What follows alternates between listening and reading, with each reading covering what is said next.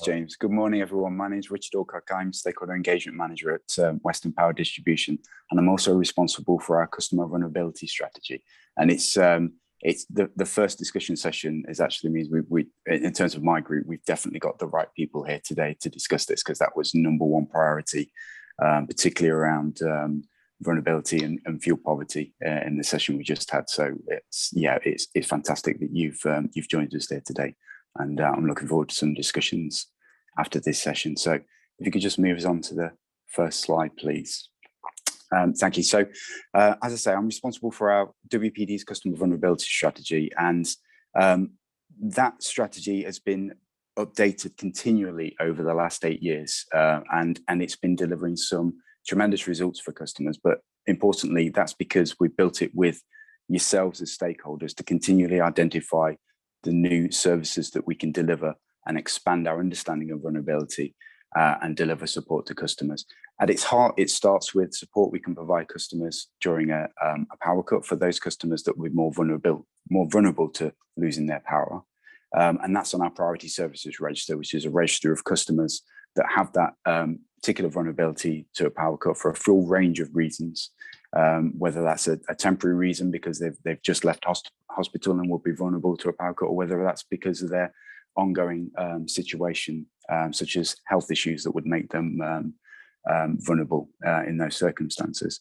So it starts at its heart with that priority service register, and improving the accuracy of that and increasing the take-up of that is vitally important. But we use that then as the key to unlock other services we can support customers with, in particular addressing fuel poverty and looking after customers that are struggling with their bills as that group we've just had discussion in there are vitally important at the moment that we're able to do that. And I'll talk a bit more about that later on.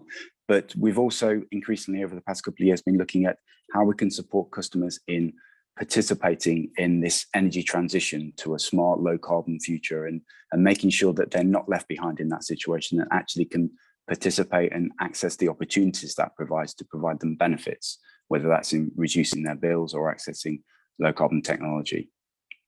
And key in how we deliver all of this is we work in collaboration with others. We work with expert local partners in our community to deliver one-to-one support for customers that are struggling with their fuel costs, and providing that one-to-one support which enables them to have real benefits on an individual basis rather than just a blanket support. And working in collaboration with partners make sure we can deliver far more greater depth of service and reach far more customers than if we were just to act on our own and try and deliver that kind of support. So just moving on to the next slide, please. So as I say, we've got a significant track record in delivering this activity, and it's delivering huge results for customers, but we want to keep improving on that, and that's why we're here today. But in the past 7 years, we've supported through our fuel poverty partnerships 117,000 customers to save more than £51 million on their energy costs and help them with their struggles.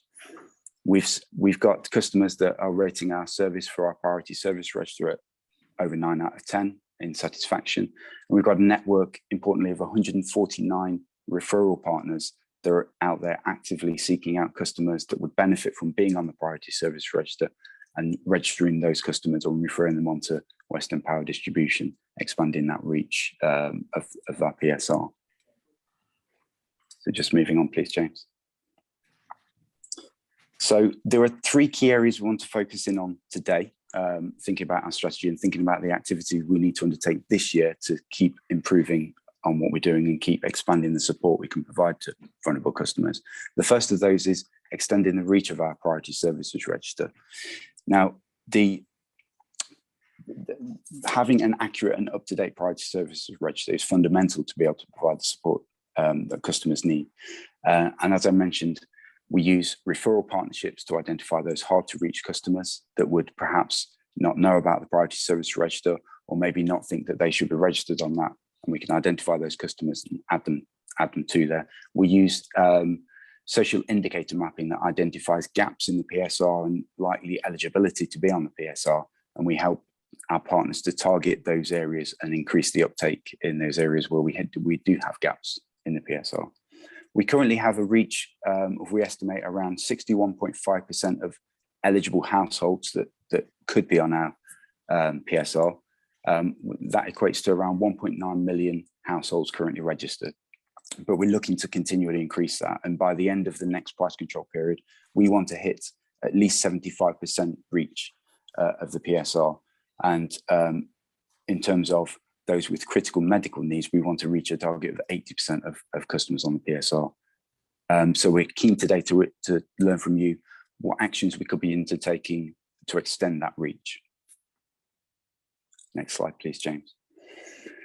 And as I've heard in that first discussion, fuel poverty is a vitally important issue at the moment. And that was the key thing that we've taken from that first discussion. So identifying new support for fuel poor customers is a key objective for us. As I said, we've been able to save huge amounts for customers over the past 7 years. And that means on an individual basis, customers have been able to save on average around £500. Sometimes it's even more than that. And that's really important because it's not a blanket support. We're not handing out leaflets to customers to give them some advice. We're actually providing one-to-one interventions through expert partners that can deliver bespoke advice, access to benefits that they would otherwise not know about, and actually make a significant impact for those customers.